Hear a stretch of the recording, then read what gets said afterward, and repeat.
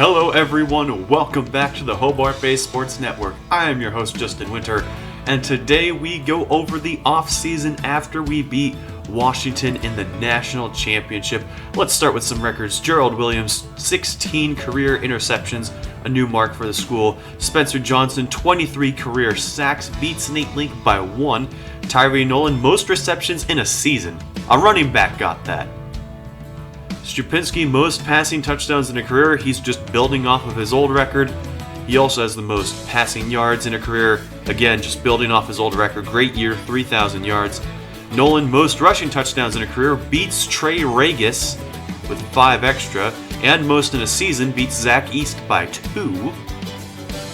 So there goes those. Strupinski gets most rushing yards in a career, I guess. Something tells me Nolan's going to have something to say about that. Most rushing yards in a season, 1,400 yards. Lionel Schroeder, okay, we got some Washington records now. Lionel Schroeder did some good stuff. As for rankings, we are number 1 at 15-0. Washington number 2, Penn State 3, Oklahoma 4, Texas A&M number 5, Washington State number 6, Navy 7, New Mexico 8, Auburn 9, and Alabama 10. 11 is Nebraska, 12 is Georgia Tech, 13 is LSU, 14 is UCF, 15 is Tulsa, 16 is Minnesota, 17 UCLA, 18 Louisville, 19 Cincinnati, 20 Texas, 21 Kansas, yeah you saw that right, 22 Wisconsin, 23 Michigan State, 24 North Texas, and number 25 is Notre Dame. As for bowl results, Alabama beat Louisville by 4 in the Peach Bowl. Louisville putting up a valiant effort. And then Washington beat Penn State by 14 in the Rose Bowl. Washington State killed New Mexico in the Fiesta Bowl. Auburn just lost to Oklahoma in the Sugar Bowl. We killed Navy in the Orange Bowl. Texas A&M beats UCLA in the Cotton Bowl. And those were the notable bowl games. And then we beat Washington by 13 in the national championship game. Just look at the bottom right. It's not the score that it says at the top, but you should know that. As for All-Americans, Tyree Nolan, All-American first team running back ahead of Mark Hall. We also had, wait for it, Spencer Johnson at right end as a junior. I don't know, he might go to the draft early. You never know. Doug Glover, Jr., middle linebacker, first team All-American. But that's not all. We also have Jimmy Hollis, 95 overall, did very good this year. And don't forget Jay Barber. We had safeties on the back end, and it was great. And Otis Spielberg, too, because he's an absolute legend. Because, obviously, he is. And then don't forget JoJo McIntosh, returner of the year. With all this talent, it's no wonder that we won the national championship. Second team All-American, we do have Donovan Jordan at defensive tackle, in addition to Timothy Paulson at corner. He's a true freshman out of Yakima. And I believe that will do it for us on this end. Yes, so no more second team All-Americans.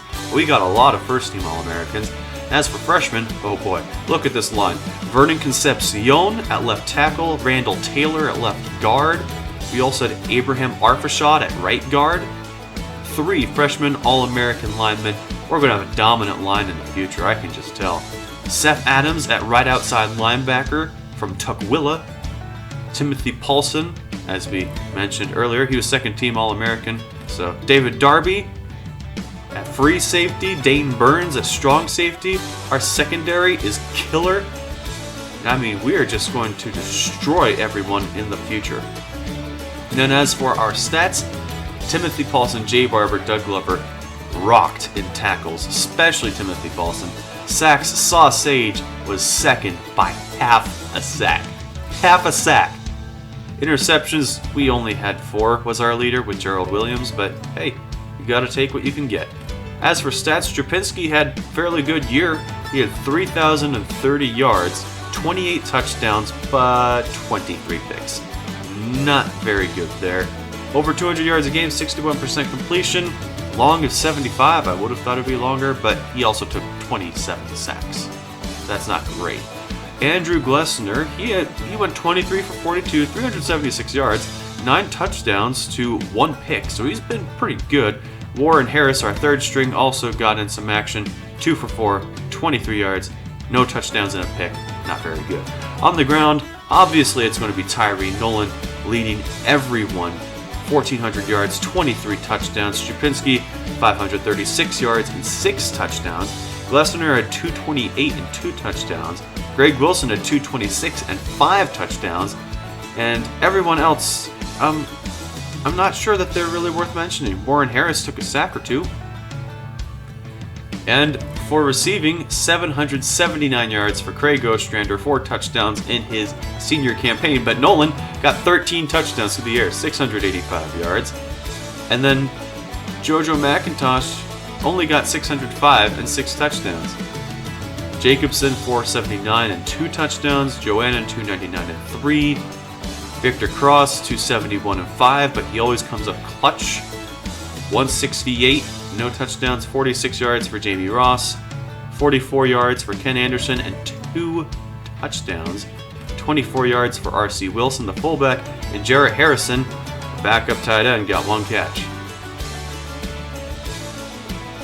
As for the defensive side, Timothy Paulson led the nation, obviously the team as well. Those 3 just dominated this year. I mean, it's insane. Tackles for loss, though, that goes to Spencer Johnson. He rocked 6 sacks, but Sausage led the team with 10 sacks. So Spencer Johnson was able to get more of those runs on the outside. But we had a lot of sacks this year. It was really good. Interceptions, Gerald Williams got 4. Doug Glover also got 4, but he was handed them. Jay Barber 3, 2 for Hollis, 2 for Allen, 2 for Adams, and then 1 for David Darby, Jacoby Jackson, and Spencer Johnson.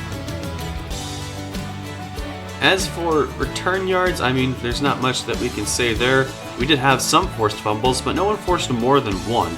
So there you go, all those guys who are already doing fantastic. And we recovered 2 fumbles all year. Jay Barber, he got 1, and Jacoby Jackson got 1. And for the return, we lost a yard. It's kind of funny, honestly. Then as for kicking, Otis Spielberg, he went 18 for 19 this year, a long of 56. I thought he had a longer long this year. Huh. He never missed an extra point. That's good. No blocks. All of them made inside of 30. All of them made inside of 40. All of them made inside of 50. It's only when you go beyond 50, he missed 1, I think from 61 or something like that in the national championship. I mean, it was a long kick. 101 kickoffs, 94 touchbacks. It's insane. And punting loser, 13 punts all year. 13! And he did really good. He got 2 down inside the 20, 1 touchback. That's it. He also had a long of 57. But that's not all. We also have kick return. JoJo McIntosh, returner of the year, 638 yards. He didn't bring any back to the house, though. That was Gerald Williams. That was against Washington, and that was an absolutely huge return. But punt returns, that's where he shined. He did take one of those back to the house. That was against TCU when we played in the Nike Dome. JoJo McIntosh is just so dangerous when you give him the ball. We will now advance to the off-season, where we have completed the perfect season. Obviously, we're going to enjoy that. As for players leaving, Gerald Williams will go to the draft, so will Jimmy Hollis, first and second rounders respectively. Our first draft picks in this dynasty. Craig Ostrander is also leaving, the last of the originals. We also have a whole pantheon of guys here. Loser, the punter, had a great name, but he was no loser for sure. Yep. Solid group. Gerald Williams, he winds up with 129 total tackles, 15 of those for loss, 11 assisted. He got 1 sack his entire career, 16 picks though, and 6, count them, 6 defensive touchdowns. Absolutely fantastic. He had 3 in his sophomore year.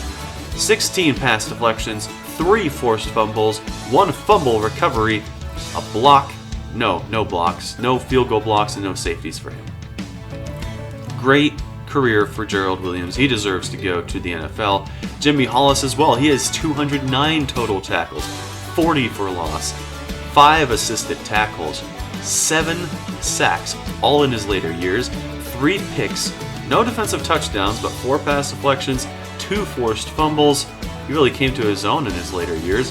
1 fumble recovery, no blocks, but he did get a safety though. I believe that was against Oregon, the game that we had 2 safeties all in one. That was good. And then who can forget good old Craig Ostrander, who got most of his playing time in his senior year. 59 catches, 1,200 yards. He got 6 touchdowns, a long catch of 68 that came in his junior year. I think that was against Penn State. 24.4 yards per game, so not a great average. He got 281 yards after the catch. 7 drop passes. That all came, of course, in the latter years because that's when he played. As for rushing, he had 1 rushing attempt for -5 yards. So, yeah. For passing, I don't know why we're checking this, but yeah, he didn't do anything on passing. So, yeah. I don't know why we're there. Let's go back to the receiving stats. That makes a lot more sense. As for transfer requests, we have none. What a surprise. We haven't gotten any since we first came, and for recruiting, we're already done. So here's your guys. Brad Hart, Will Jenkins, a whole list of them. We did fantastic in recruiting this year. Lots of 4 stars and 5 stars, got in some solid 3 stars as well. John Gordon, Bentley Zweibel, Randy Roberts, Paul Coker, Austin Shield, Drake and Steven Scott, Mike Holloway, Derek Sands, Jeff Walker, Caleb Bradshaw, Will Jenkins, Brad Hart again, Isaac McCollum, Carl Reynolds, Nate Brown, not so excited about him, James Rogers, Brett Stone, and John Thompson, also kind of underwhelming, if I'm being honest. As for classes, that one will get us the number 2 class behind Washington, who killed in recruiting. We both got 6 5 stars, and the number 7 class was Boise State. Number 6 is Washington State. I said those in reverse order. I don't care. Poor Boise State went 5 and 7, and they're still killing in recruiting. Something's going on the West Coast. But we both got 6, but Washington got 2 more 4 stars. They also added on some junk players there as well. So the Huskies are going to be a formidable force as usual, because they are just such a great team.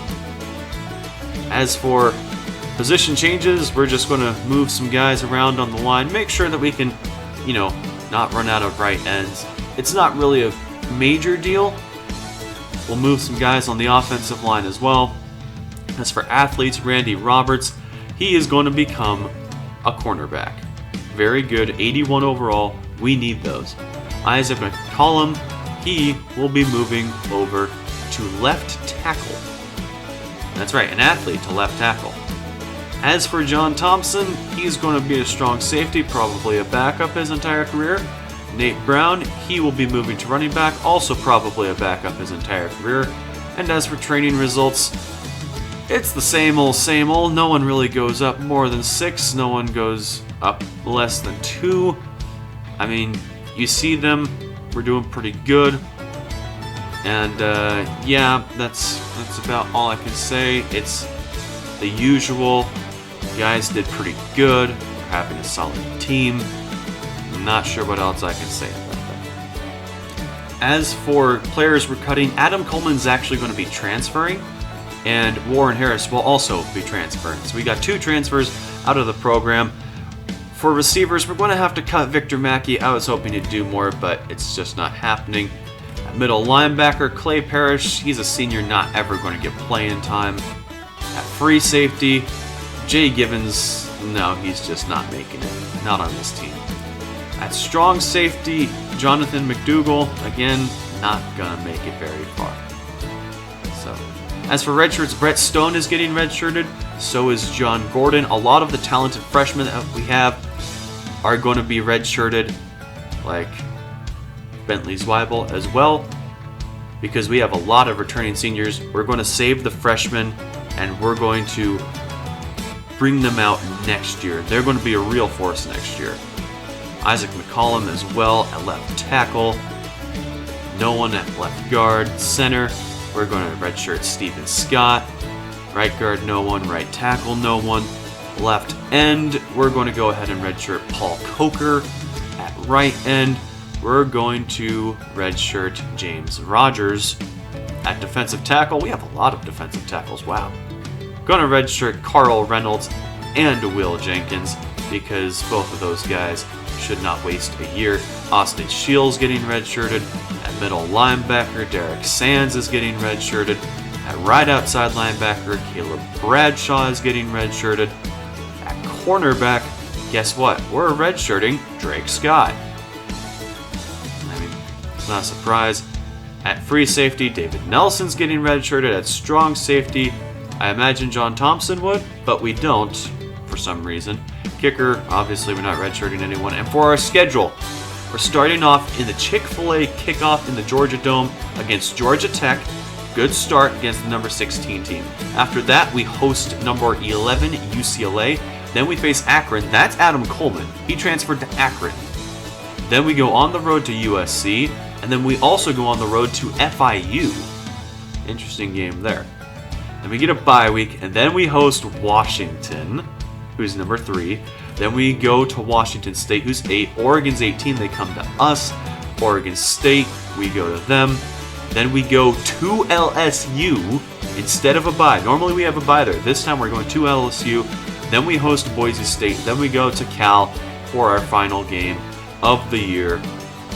And that does it for the off-season. Next up, we got Georgia Tech, the Yellow Jackets.